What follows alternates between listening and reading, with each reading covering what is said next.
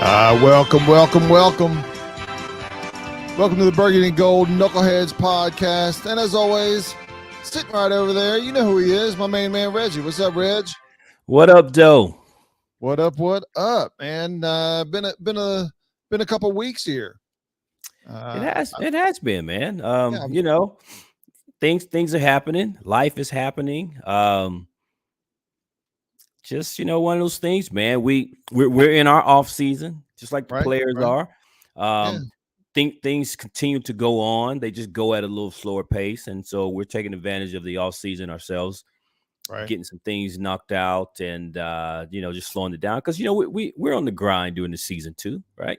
The beat writers, the players, the coaches families, and all of us content creators, right? We're constantly on it as well. So when things slowed down after the season, it slowed down for us a little bit as well to kind of catch our breaths. And but we ain't going nowhere though. We're not going nowhere. Oh no. We again for those that haven't been listening on a regular basis, while it was 10 days ago to 2 weeks ago, we had Chris on from the Hog Farmers. If you didn't catch that, I encourage you to go back and listen to that. And the journey that he has had as the fan of the year representing the Commanders and went to the Super Bowl and everything with that.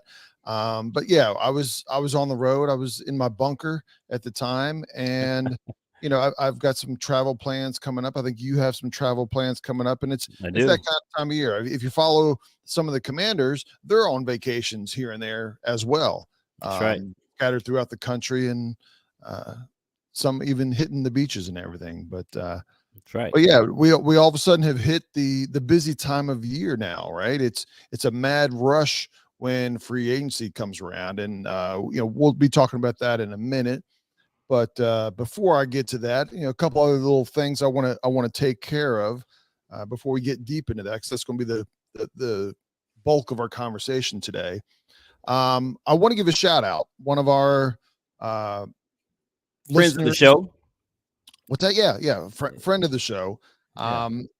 Eric. Eric, who, if you follow him on Twitter, is Deers and Beers. Eric is a fan of the Burgundy and Gold, and I'll go ahead and say, if you follow Eric, Eric's a knucklehead too, right? so he fits right in. He fits right in with us. He supports us, and but Eric is doing a good thing. Eric is helping raise money for somebody who has some medical costs dealing with cancer, and Eric is giving away over the next couple days here. Today is the 15th, I believe. I think so. He's about to give away a signed Antonio Gibson jersey. If you donate to it, granted that money goes, but he's encouraging it by giving away this jersey. So if you hear this and you've got some extra money that you're able to help somebody that's going through a tough time, not only medical wise, but financially getting through this. We know how those burdens can be. He's helping out. So I just want to give a shout out. And if that can get some extra money to help somebody out, then I just want to throw that out there real quick. Yeah. Do you happen to have Eric's Twitter handle? I believe if you just do a search on Twitter on Beers and Deers, I think it's I'm sorry, Deers and Beers. Deers and Beers. Yeah. And if he's going to be wearing burgundy and gold of something, right? Yeah. It's a picture, whether it's whatever, he changes it periodically. It might be his son, it might be him, it might be something. It will be burgundy and gold of some sort. So all the money is going to this guy to help with his expenses, and then Eric will raffle off this signed Antonio Gibson jersey. Right. I will personally, I think Ken has already done some donation, and I will be following that as well, providing a donation through this cause as well. So shout out to my man. Just Eric, go find him. He has a link, and he's promoting it every day or two, and good for him. Yep. Also, before we get to free agency, there's a free agency of owners right? There's one owner that's selling, and everybody's trying to make their move. I say everybody. I mean, you and I, we inquired about it. Yeah. But surprisingly, it was out of Reggie's budget. I know everybody's shocked. I know everybody's in awe. But I'm shocked too. I figured you were going to be the majority owner, and I was going to be the minority owner. But the knuckleheads couldn't pull it off. Shocker. Shocker. Yeah. There's rumors out there of 3 or 4 groups. Everybody, for some reason, has an opinion of one group or another. But I'm going to tell you right now, Reggie, I have no clue who most of the people are. If you just told me their name outside of Jeff Bezos, and I have no idea what kind of owners they're going to be. Right? Look, good man. owner, bad owner, cheap owner, overhaul owner. You just don't know. Look, you don't know, I don't know, and all the people that they're talking don't know. So all I'm going to say about it is Dan Snyder is currently still the owner. Nobody knows. Nobody knows who the next owner will be. Yeah. So the fact that they keep talking about it to me is just wasted time, wasted breath. I don't care. All I know is the sale will eventually happen, and until that happens, it's business as usual. And once they name the new owner, cool. It's going to be one or two things. Either we have heard the name before, all right, cool, or it's going to be somebody we've never heard of. Right. But at the end of the day, we just hope that he's a good owner, because just because he's a rich dude doesn't mean he's going to be a good owner, right? The league is littered with them. So at this point, hey, man, once the sale happens, we'll talk about it. But until then, next subject. Yeah, I think you and I have already spent more than enough time on this topic on this podcast, right? Absolutely. Anything else you wanted to cover or think that pops into your head before we get into free agency? No, man, let's do it. Okay. Yeah, let's do it. We're no longer in the legal in the tampering period. I think today is officially free agency, but it's amazing how all these deals went down during the legal tampering period, and people have already signed it. So so it's funny because one of the things that teams have to do, for people that don't realize, is you may make a deal with a player on Monday or Tuesday, right? And you come to negotiation that this guy I'm paying $5 million, this guy I'm paying $10 million, whatever the numbers are. But it's actually today that you have to be under the cap, right? So you could have figured out what you're going to spend, and then at the same time you start maneuvering to either cut people or renegotiate contracts, or so those things are going on at the same time. Because you have $20 million in cap space, isn't really mean 20 million. It might mean 20 million, but if you need 30, that means you got to start either cutting players or renegotiating contracts. And so all that has to get done. And then you have to be at or under the salary cap today, with your player moves up to that point and moving forward. That's right. So just a little background on that. Today is the official deal, man. And so we all know firsthand that any deal that was made on Monday and Tuesday is not official until today, because J.D. McKissick did the old switcheroo on the Bills last year, and people were in their feelings about it. But the reality was, it wasn't official until he signed the dotted line. Right. It's unusual that there's a gentleman's agreement and someone goes back on that deal, but he did. He went back to Washington and gave him a chance to match it, and Washington did. Right. So that was. And speaking on that, I'll just start with JD, because JD came back, played with us a few games last season, and he was released. And he was released due to failed physical. He couldn't pass his physical, and everybody knows for the second year in a row he went out. His season ended early, due to his neck injury, and that's like one injury that I don't think you want to have playing a game of football, is a neck injury. Right. So clearly, I think this is probably his career is over. I don't think he's going to go sign somewhere else just because Washington released him. If he does, I'd be shocked. So I think this release had more to do with, I think his career is over. And so it's unfortunate, man, because I think all the fans like JD. Well, you know, I was yours truly. I was thinking about it earlier today, as I was kind of going over different names that have moved under the Washington umbrella the last couple of days. And the one thing with McKissic, if you go back to 2 years ago, I always talk about weapons, right? And our only two weapons a couple of years ago was Terry and McKissic. That was it. And we wanted him to get the ball more. We wanted Terry to get the ball more. And then we re-sign him and we're like, all right, we still have this weapon. And once we re-signed him, because of injuries, you can't help it. And he didn't have a history of injuries prior to that. We totally lost that weapon.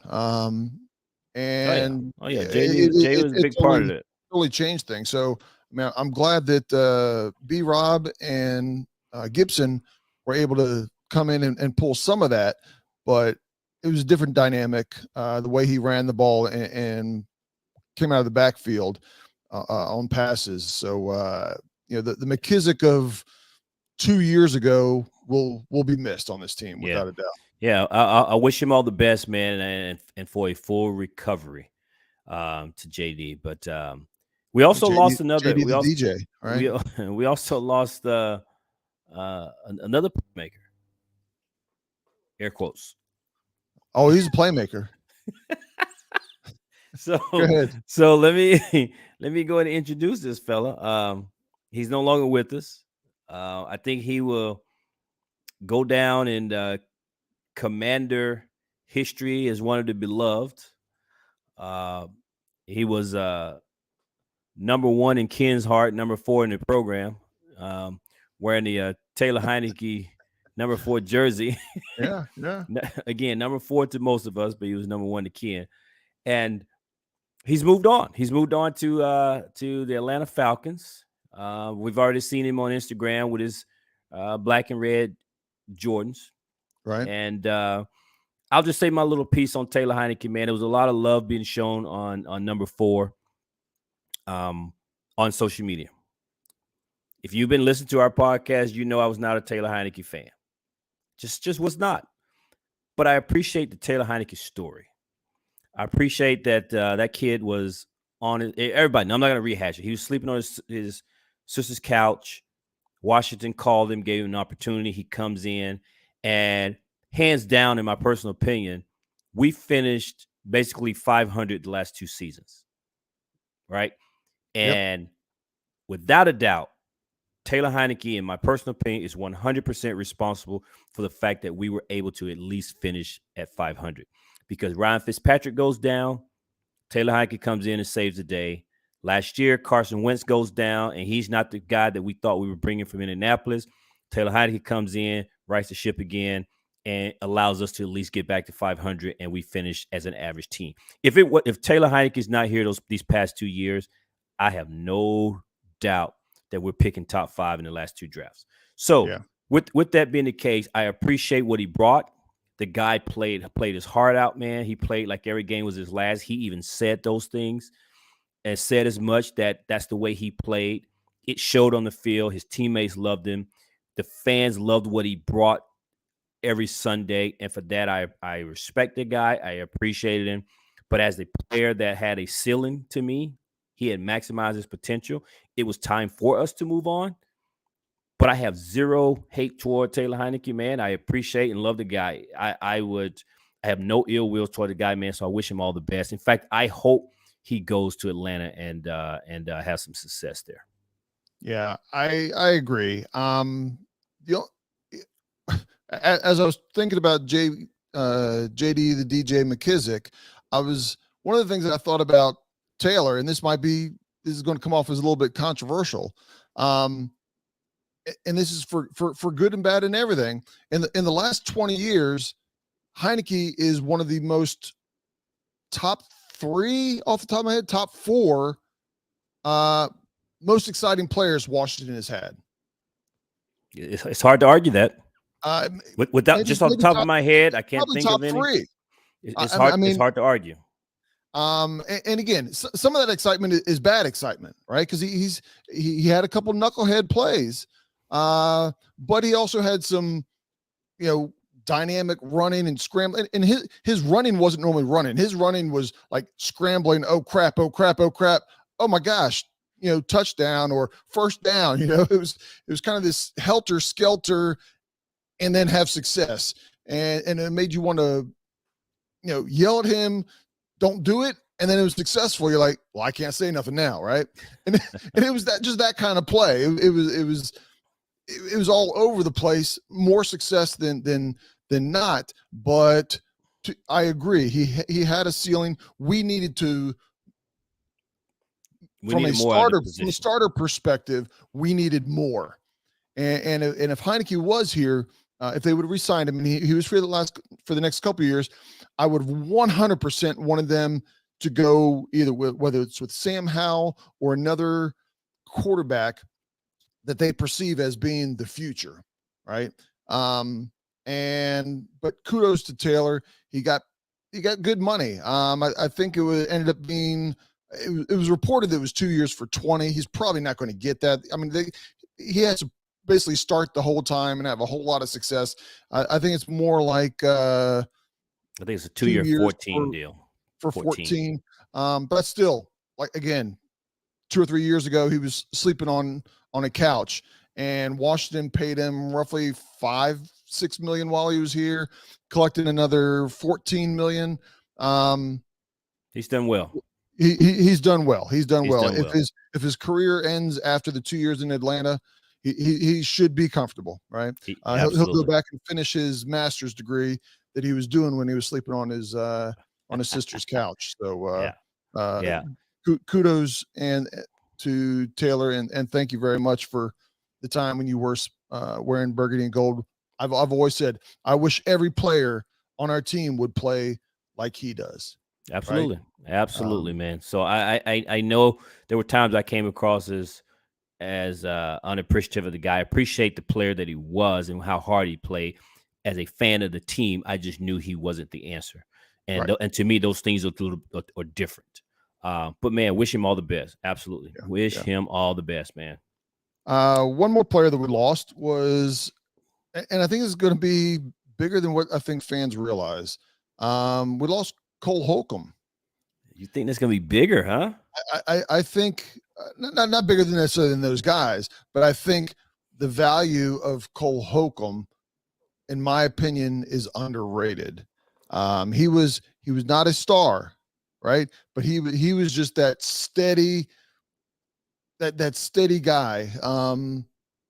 that just plugged the holes, played hard, didn't make a whole lot of mistakes.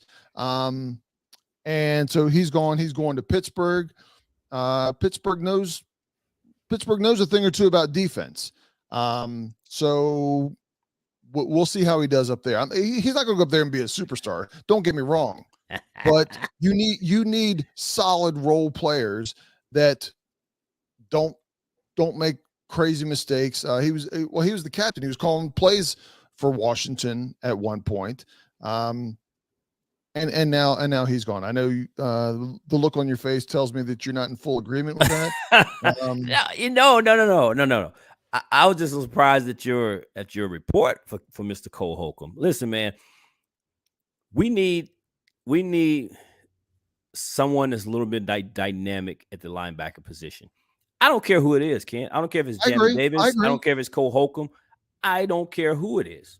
Yeah, it could be David Mayo. I know a lot of people hate David Mayo. It's supposed to be Jamin Davis, right? Understand, and he may be that guy, and that may be where they're hedging their bet that it's going to be Jamin Davis is going to take another step forward like he did this past season. But Cole Holcomb is almost like Taylor Heinicke. Cole Holcomb has been here for years, right? And Cole Holcomb, if he was a stock, I wouldn't tell you to buy him because not much was happening. So therefore, it was time to move on. Or let me just say this. It's time to upgrade the position. And I don't know if Cole wanted more money and was valuing his production more than the team did. But either way, they made a move. They signed the linebacker. What's his name? Cody Barton. Cody Barton. for 1 year. From here on out, we'll refer to him as Cody B. I don't know why we're doing that, but okay. But I'm gonna call him Cody Barton, and he to a 1 year deal. I got it right here. 1 year, $3.5 million, right? And I don't know what Cole was asking for, but we signed the guy to $3.5 million, and from all intents and purposes, his production wasn't very far off from Cole Holcomb. And we signed this guy. That's not accurate at all. That's not accurate. So Cole was better? Cole being on the field and playing the last few years. I mean, Cody B, and I'm not knocking the guy. Okay, we're not calling this guy Cody B. Watch. I'm gonna blast it out on Twitter. Hey Eric, if you're listening to this, Cody B, throw it out there. Come on. No, he was basically this past year. He's been in the league, I believe, 4 years. Who? Cody B. Right. So the first 3 years, he was basically a special teams player that filled in at linebacker. This sound like Cole Holcomb. Cole Holcomb has been starting the last 3 years. And we're still trying to get a linebacker, Ken. And so my point being is, we're not losing a lot, man. We're not losing a lot. Okay, I think again, I'm not trying to say that he's a superstar, that he should be Pro Bowl consideration, anything like that. Ideally, Jamin Davis would be that player, and Cole Holcomb would be the solid count on, plugging the holes and doing the dirty work while Jamin Davis was doing the star work. And that's what he did, right? We just didn't have the star. And I'm hoping that Cody B or anybody else that we bring in through free agency or the draft can do a good job. Again, I agree. We need an upgrade at the linebacker position. We either need Jamin Davis to take a big step forward, or they need to go sign one of these guys that are still sitting out there in free agency. I don't have the names written down here, but there's still some pretty good guys sitting out there in free agency. We've shown that we're willing to sign some guys to 1 year deal. We've done it not only in past years, but we've already done a few of them already 1 year deals, including Cody Barton. And so with that, man, let's go find some of these guys. Tremaine Edmonds and all these guys are gone. Right. They've already signed some deals. But we need some better play out of the linebacker position, and I think that's what we need to do. They couldn't get there with Cole. Right. I wish him well, man. I don't have no ill will toward Cole. Hey, man, go get your money. And whether that was because he was coming off injury, I don't know. But at the end of the day, he's gonna go to Pittsburgh. And I didn't see the number on what Cole got. Also, he may have gotten more than what we were willing to spend. And when it comes to that, I always say, do you want this player back? And the first thing I always say to you is, what's the cost, right? Do you want whatever player it is? Okay, yeah, I want him, but at what cost? And the cost may have been too much. I don't know what Pittsburgh spent. But yeah, the mullet has left DC. It's time. It was time, man. I think we'll be all right. All right. Well, those, Cody wasn't one of the big names by any means, and not that we have any like big superstar names come in, but when we look at the holes that anybody and everybody knew that we needed to fill this year, right out of the jump. I mean, out of all the NFL player names at all, the Commanders were like right out of the gate, one of the first names of any player. We didn't waste no time. No, and went and got Nick Gates from the New York Giants. He's played center and guard. He played guard primarily last year, but he played center before, and signed him to a 3-year deal, I believe. 3 years, $16.5 million. Yeah. So, so boom, right out of the bat. Nice I know deal. everybody saw. I mean, you might not even know the player. You just saw offensive lineman. I like it. I like it a little bit right there. Before I find out, you don't even have to tell me what team he came from, what his name is. Offensive line. Oh, I like that. Oh yeah, we just started loading up on offensive linemen, and to your point, everybody was just happy to see that we were addressing the position. Right, we knew we needed to revamp the old line right out the gate. Let's start signing some big boys, man. Nick Gates, again, 3 years, $16 million deal. Not a lot of money. I like it. Right. I like it. So I'm cool with it. Coming from the Giants. Now, the only negative, if there's a negative thing to say about Mr. Gates here, is that he's coming off of a major injury. In fact, he sustained that injury against us. But it was a pretty bad injury. But hey, man, I'm assuming they're thinking that he's been cleared medically and that he'll be ready to go. Yeah, and he was sharing a little bit of time when he came back, and I don't know if that had to do with injury or how they were set up.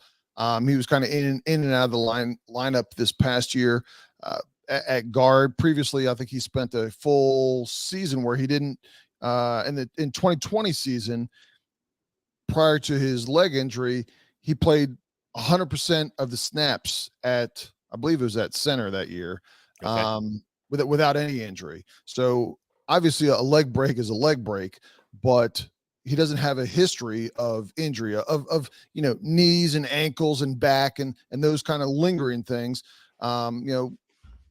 He should be good. One of the other things that I noticed on, he had 4 years. Now, really, it's kind of more like 3 years because he was out for pretty much a full year, actually a little bit more than a year with his leg break.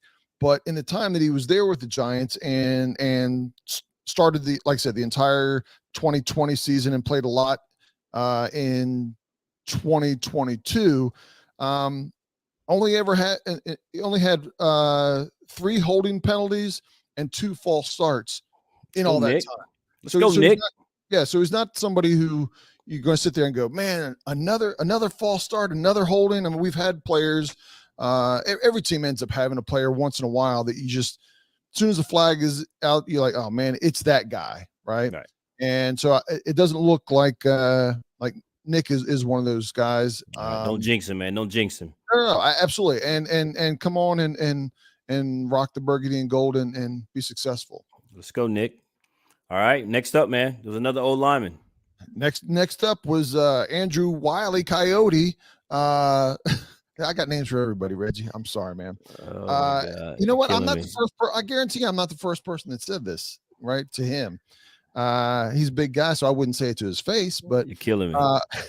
Andrew Wiley, who Eric Bieniemy is familiar with because he's the right tackle / guard from the Super Bowl winning Kansas City Chiefs. Yep.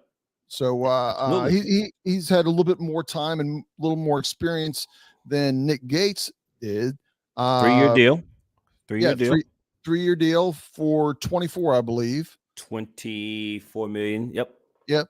So, averages out. I don't know how it's all, how they work the contract for different years or whatever, but averaging out to $8 million by NFL standards, that's not a crazy expensive contract.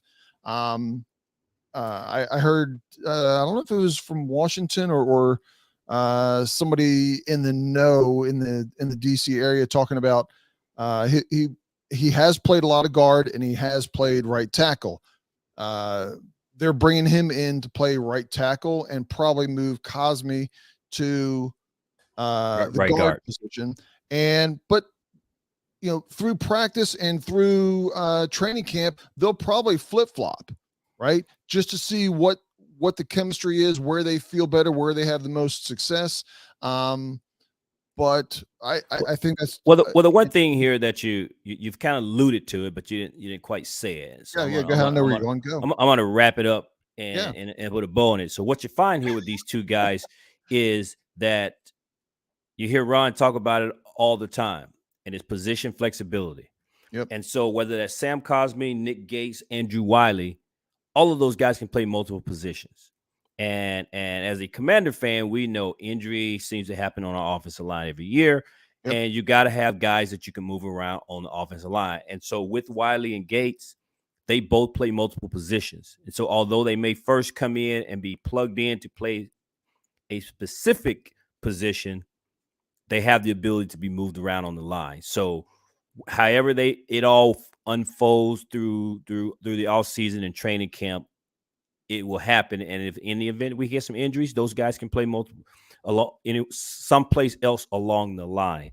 Right. So that's what was cool about those two guys right out the gate that Ron signs with that position flexibility. Yeah, definitely. And there were, we talked a couple weeks ago that we knew that there'd be at least 2 offensive lineman changes. I would imagine there's a good chance within the first 3 or 4 rounds that we'll end up drafting an offensive lineman. But what this does to me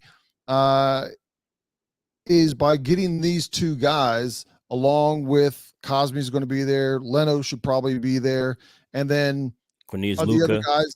Lucas, Chris Paul, the rookie from last year. Of the other guys, as far as they can figure out which one is the best to start at either center or guard, depending on what the opening spot is, right? And we have a little bit of depth. And what it also does is it lets us get into the draft without having a true need. Right. You don't have to get this guy. You can go for, in the best situation is to get the best available player.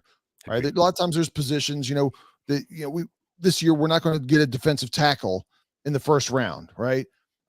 We've got 2 and a third that we got in the second round last year in Mathis. I know we didn't talk about it, but part of our free agency was re-signing Daron Payne. And hang on before you mention that. Before we get to the other guy, is one other thing regarding the offensive line is that kind of slid under the radar a little bit was the Commanders released the offensive line coach, Matsko. Correct.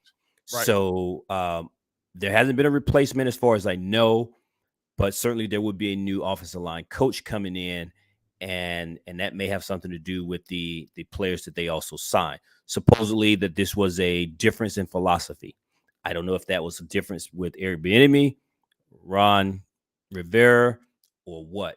But there's talk of that the offensive system obviously will change, and they may be going to more of a zone read or something type deal. So they need some different offensive line. But either way, they parted ways with their offensive line coach, and so there will be a change there.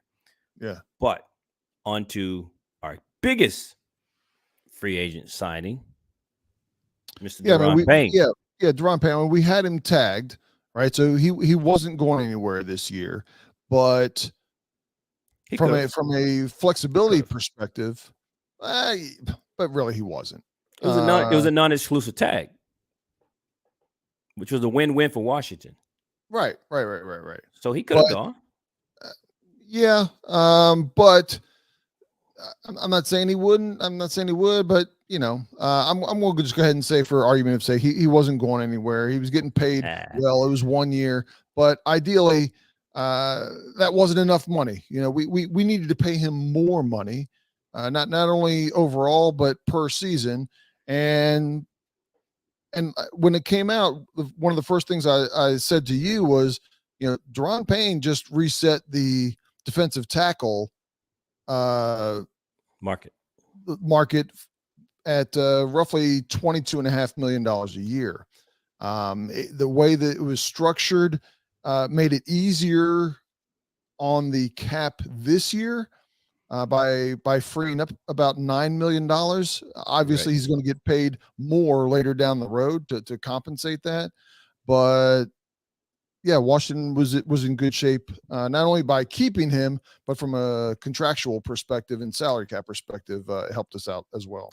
What I liked about the deal, and I saw the interview with Daron Payne with the local media there, and he said what he really appreciated was that this deal happened early on. That way, he didn't go through the bulk of the all season wondering what was going to happen with contract negotiations.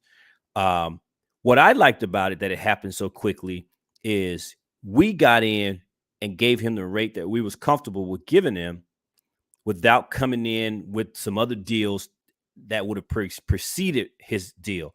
So in other words, what if some team had come in the way Jacksonville did with Christian Kirk, the wide receiver, right? No wide receiver was getting all that kind of money. And then Christian Kirk comes in this huge contract, and people like, they gave that guy that amount of money. So once they gave that huge salary to Christian Kirk, now the really good receivers were expected to be paid more than that. So I was glad that we didn't allow another team to set the bar with some ridiculous Deshaun Watson type contract at the D tackles position. And then now Daron Payne is like, I at least need more than that. So we set the market, and now other teams are having to come in and try to supersede and pay more to their player than what we pay to our guy. So Daron Payne is on our team at a rate that we are comfortable, and that obviously he's comfortable with, and we set the market. And that was what I was pleased with. Right. And if you've read a little bit on Daron Payne and how he handled everything, because I mean, he knew that a contract was coming, right? Last year, he knew the position that he was going to be in this year. If he played well, he was either going to, Washington was more than likely one of three options. He's going to get tagged, off from a contract. He's going to be a free agent, right? But you know, in this business, you don't want to burn bridges, right? Because you don't know. Even if Ron had left, Ron might be on another team and has an opportunity to sign Payne as a free agent. So you don't want to burn bridges. And last offseason, without a contract, you'll have some players that just be like, I'm not going to doing a lot of the training camps and a lot of the mini camps and all that, since I don't have a long-term contract. And while he did limit some of the contact that he was doing, he was there for all the meetings, all the appointments and lifted and watching film and doing all the things other than some of the team drills. And that's not the whole thing. It's just for some of the mini camps. And I can't say that I blame him, right? You have a big contract that you're trying to work out. You don't need some fluke injury at some mini training camp or whatever. But he was there with the players, there with the coaches, there in the meeting rooms, doing everything he had to do because he wanted to do it the right way. Yeah. So, I mean, and it paid off for him, right? It paid off for him, not only on the field, but in his bank account. Yeah, he's getting up there with you, man. That's all I got to say about it. He almost is. He almost is. You know, he's the second highest paid D tackle, and I think that will last a matter of weeks and months before the other guys get paid. Yeah, I'm the second highest paid knucklehead here, so I'm trying to keep up with my main man, Reggie. So I got jokes today. All right. Kind of a lesser note, but I was glad to see it, was we also re-signed today Obata.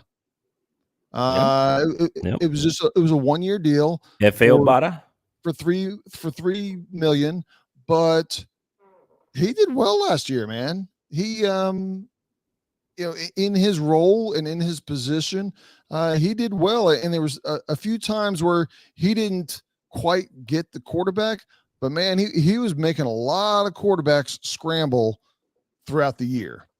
He did, man. And he was part of that platooning that the team did at the defensive end spot while Chase Young was working his way back into the lineup. And this goes back to what we talked about, man. It's like there's some guys that played well. Hill and the F.A. Obata and some other guys played really well.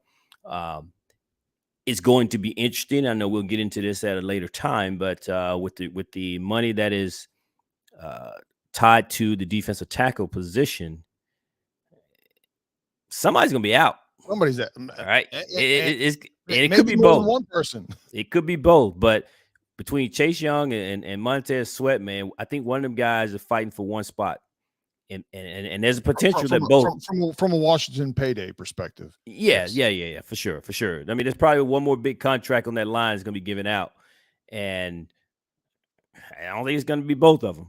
So So something's going to happen here, man, because they committed to the defensive tackle spot, and maybe they see value in as long as you can clog the middle with the D tackle.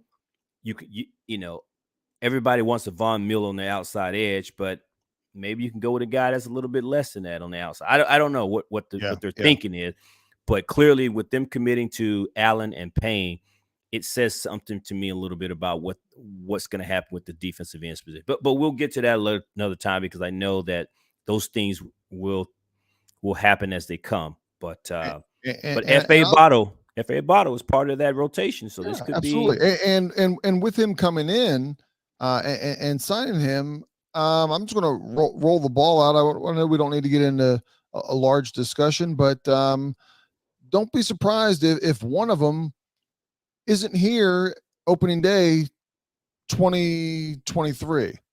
Wouldn't surprise me. Would not surprise me at all. It would not surprise me if one of those, and I would lean towards it being Sweat at this point, that Sweat is traded, right? He has a high value. This coming year, his contract isn't bad, and then that leaves the team with the option right now to re-sign him. Washington has not. I mean, there are teams that see a player at their highest value, knowing that they're not going to be able to re-sign him, and they trade him and get something out of it. I mean, business. Second round, first round, fifth round pick, whatever it is, you're getting something, right? And it wouldn't surprise me if Sweat falls into that category this year. I don't disagree. It would not surprise me one bit. In fact, because again, everybody, just like everybody could see that we had holes on the offensive line and we need to address it, everybody knows not all of those guys are going to get paid. Correct. Right? So something is going to happen. Right? So it would not surprise me whatsoever if something major happens before the season starts with one of those guys, because somebody is going to be the odd man out, man. Right. And you know, they could do a like I said, do a negotiation where it's kind of a sign and trade, right? They make the trade, and they already doing a negotiation financially behind the scene with Sweat, and everybody ends up being happy.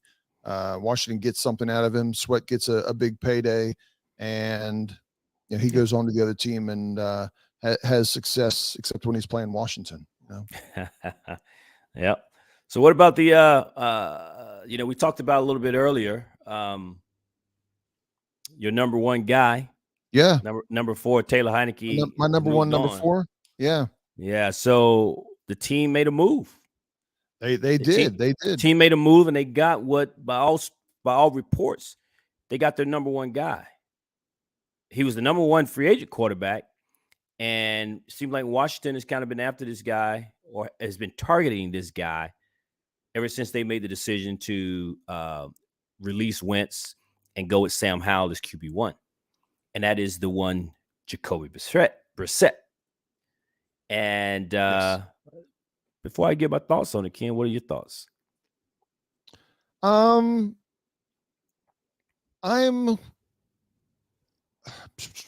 see, I know he's not number 4. Doing, yeah, and that's what it is you have a little, when I say you, I actually mean me. You know, I got a little heartstring tied to Taylor, and I don't know, it's a different style play. And I think he's going to do a good job, right? He's been in the league long enough. He's had opportunities to start. He's had some success, but he's not a starter in this league. I don't think there's any team that wants him at a starter. I think he's a solid backup quarterback, and of the quarterbacks that are out there, probably is one of the better choices. So kudos. When I know that they were working on trying to get a deal done with Taylor, and things just didn't work out. I guess the price was too high, or the terms, or whatever it was. And when they knew that wasn't going, they immediately shifted, and they may have already been talking behind the scenes, but they shifted to Jacoby, and they got the deal done. So, kudos to not have a hole and be left out there like we have been a lot of years, waiting for the scraps. Right. We're we're picking the players here. Like I said, we went and got Gates, Nick Gates at offensive line. We got Andrew Wiley. Now you may say that they're not the best, they are not the A players out there, right? But we chose the B players that we wanted, right? We went out and got them first. Same thing with the quarterback, right? You may not say that Jacoby might have been your first choice, but they didn't wait to settle on the leftover quarterbacks. They went out and said, this is the one that I'm going to get.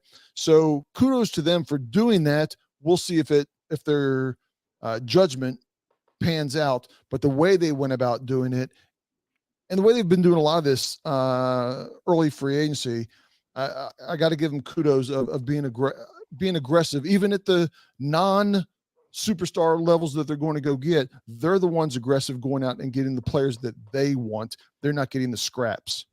Agreed. Jacoby Brissett. My take on it was this, Ken. They made it clear to anyone who was listening that they were going to go into the season QB1 Sam Howell, and that they were not in the market for top tier quarterbacks. They were going for the low rent guys, right? In terms of money, you mentioned you don't know what the money situation was with Taylor Heinicke versus Jacoby Brissett. When you really look at it, because I think but the discussion we had earlier, Taylor signed a 2-year, $20 million, but that's with incentives. His deal really is a 2-year, $14 million, so that's $7 million a year. Jacoby Brissett signed a 1-year, $8 million deal. It's $1 million difference, which tells me that it was time to move on. I don't know what the conversation was with Taylor Heinicke in Washington, but clearly $1 million apart. Come on, man. So that tells me that I think what part of it is 1 year versus 2 year. It doesn't sound like it is something, but I think in this circumstance, they want to. They didn't want. Well, we don't know. We don't know. So to my point, my point being is it's $1 million. So if Taylor's willing to accept 2 year, he accepted 2 year. Either way. But my point being is not a lot of money at stake here. And so Taylor either didn't like what he was hearing, or Washington didn't like what he was asking for. But at the end of the day, he's moved on. What I like about the Jacoby Brissett is, to your point, he was probably the best option as a free agent, low-tier quarterback that a team could have. He's what I consider professional backup. Right. Professional backup is the kind of thing that I think Washington was looking for, and the kind of thing we need. We don't need a guy that's going to come in here and the minute Sam Howell struggles, that everybody is screaming for Taylor Heinicke, or in this case, some top-notch guy. Jacoby Brissett can obviously, he played 11 games in Cleveland, had them in the playoff hunt before Deshaun Watson came out. So the kid can play. What I like about it is he's a older, more experienced version of Taylor Heinicke. He's going to be a great locker room guy. He's comfortable being the backup guy. He's going to be willing to help Sam Howell. I think he's going to be a great teammate. All the things that we raved about that Taylor could do, but the one exception is he's got more experience doing it. And so for me, I think he's the perfect guy that we could have gotten to replace Taylor Heinicke to be in our QB room with what is essentially our rookie quarterback, Sam Howell. So I like the move. And if Sam Howell does get hurt, I have all the confidence in the world that Jacoby Brissett can still steady the ship. That if Sam Howell doesn't turn out to be the guy, that we don't just tank and go in the ground. Now, you can make the argument, well, if that's the case and we become another 500 ball club, then we're not in position to get one of the top quarterbacks that are coming out next year. But that's a whole nother story.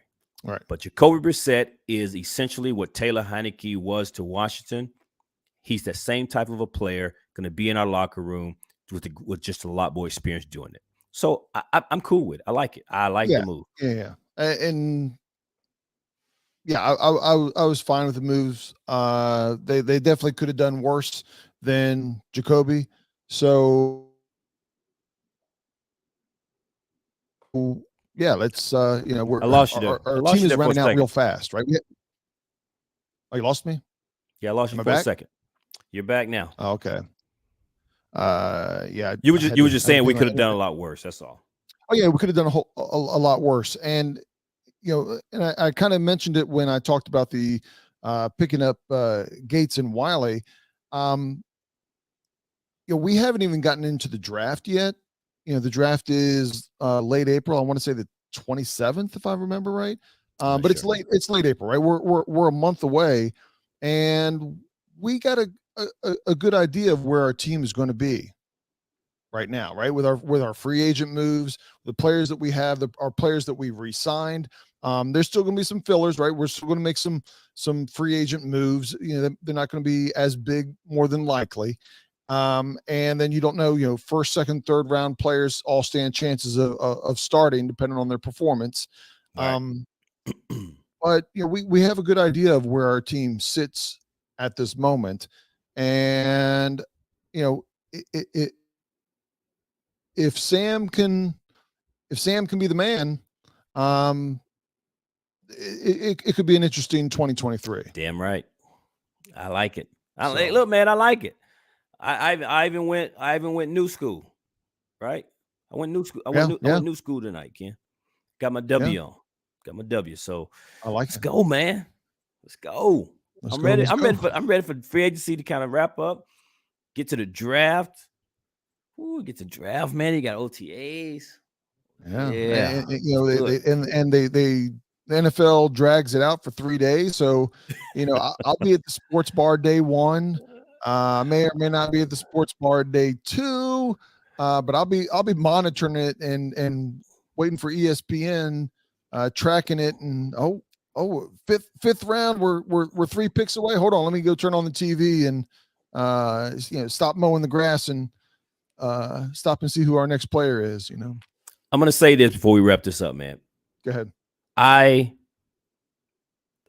think Sam Howell, I don't know how he's going to turn out, but my gut tells me Ron and his staff picked another one of those guys. One of those guys that just loves being a football guy. In other words, I think Sam Howell is going to put in the work, do what he's supposed to do, and they're going to give him every opportunity, and I think he's going to try to maximize that opportunity that he has been given. This is not going to be, well, they're going to give me the spot. I made it, and I'm not going to be in the playbook as hard. I'm not going to be studying. I'm going to be hanging out and doing. I don't think we're going to get that. I think this kid's going to be like, look, man, this is a lot of pressure. This is on me. I better do X, Y, Z.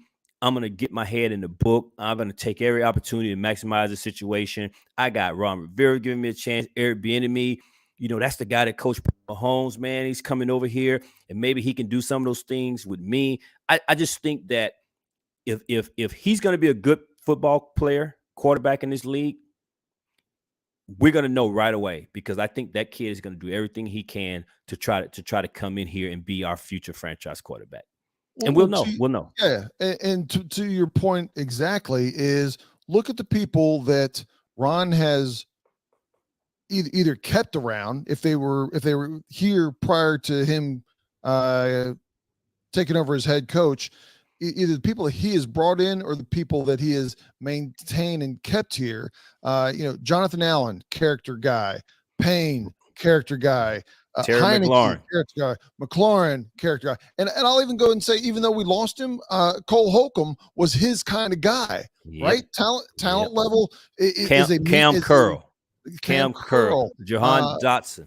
Yeah, I mean, these people, when you see how they are on the field, how they approach the game, they are Ron people. And Ron had the opportunity.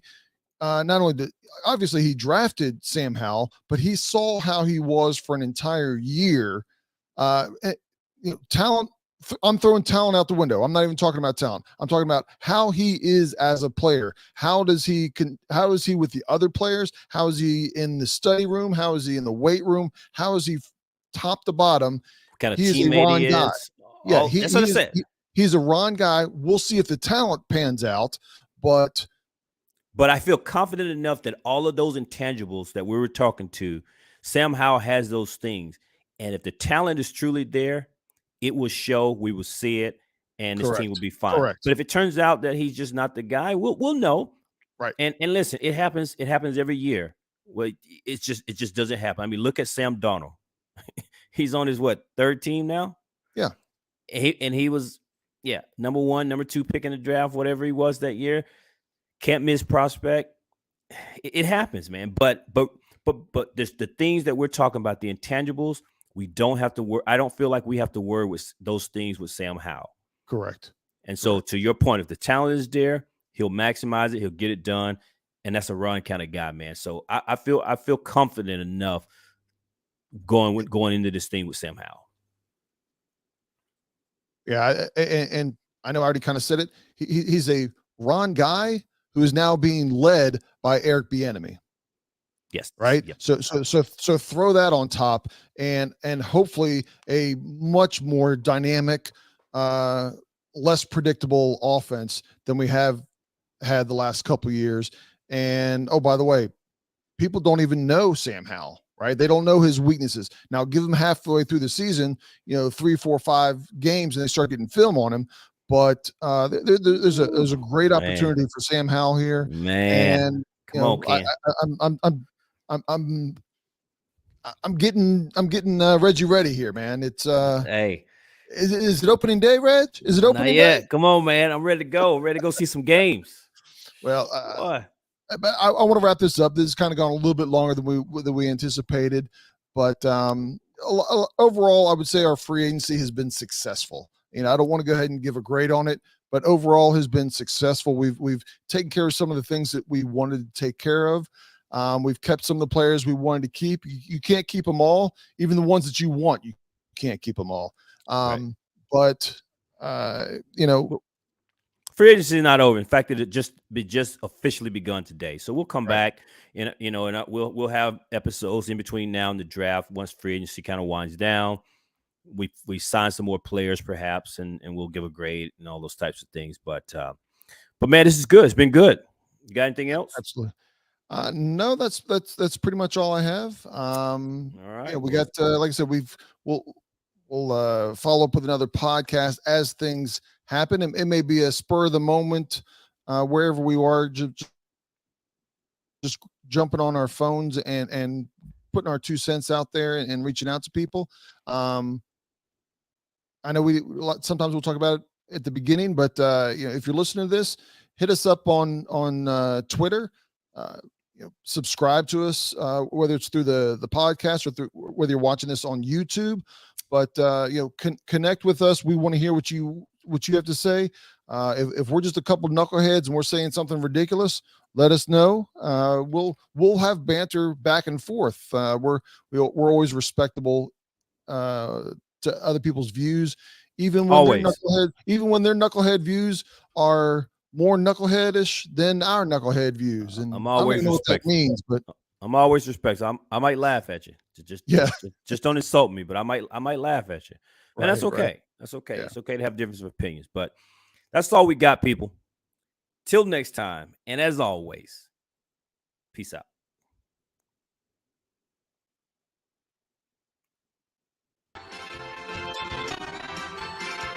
I don't know what happened there.